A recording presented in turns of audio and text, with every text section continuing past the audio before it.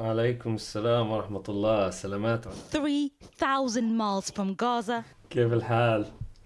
Ghassan Ghabin sits in his room in Manchester trying to feed Gaza's starving population, one family at a time. We are just trying to save as many lives as possible, in these horrible and really devastating times.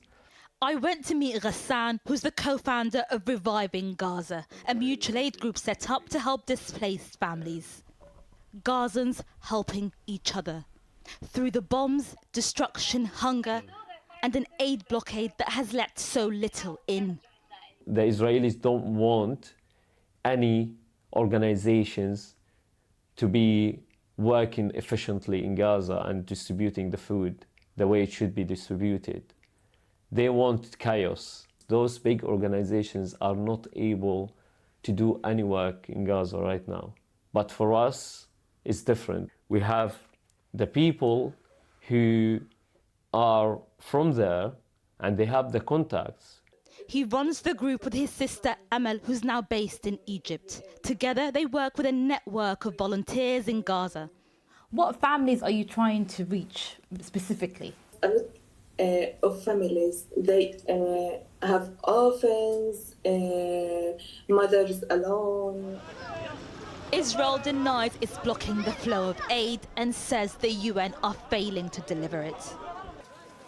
The lack of food across the whole strip has seen the UN warn the worst-case scenario of famine is currently unfolding. Over 20,000 children are being treated for acute malnutrition. Since May, the main place to get aid in Gaza has been the dangerous and controversial US-Israeli-run Gaza Humanitarian Foundation sites. More than 900 people have been killed near aid sites, according to the UN.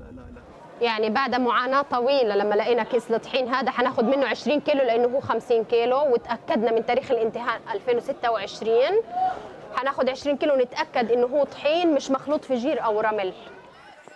Many Palestinians can't get to aid sites, so mutual aid groups like Reviving Gaza are stepping in, raising money from donations to buy what little food's left in markets like these. But the cost has skyrocketed. A bag of flour used to cost £8, and now it could sell for up to £700. With limited food and funds, they can only feed families, meal by meal, day by day. Ghassan calls Ula Amira. The 20-year-old is one of the group's volunteers inside the strip. خلالها تقدر انها تلاقي شيء يسد جوعها، الناس تلاقي لها فرصه انها تعيش، لانه حرفيا هذا مش بيساعدهم انه مثلا يسدوا جوعهم. Ula's smile hides the risks of this job. At least 3 Reviving Gaza volunteers have been killed since the group began operating. One of them was France Al-Salmi, Amal's lifelong friend. France, an artist, led the group's aid distribution in the north. We're very close and we tell each other everything. She was killed on June 30th when an Israeli airstrike hit a popular beachfront cafe. The same beach where she and Amal once laughed, hugged, danced and planned their future. I know she's not with me now, but her soul is with me always. I open her messages every day and I tell her I do what she was thinking to do and plans to do. just الله يرحمها حبيبتي. الله يرحمها. الله يرحمها. الله يرحمها. معلش نغير الموضوع. Outside Gaza, Ghassan is surrounded by his adopted community, but his home is never far from his mind.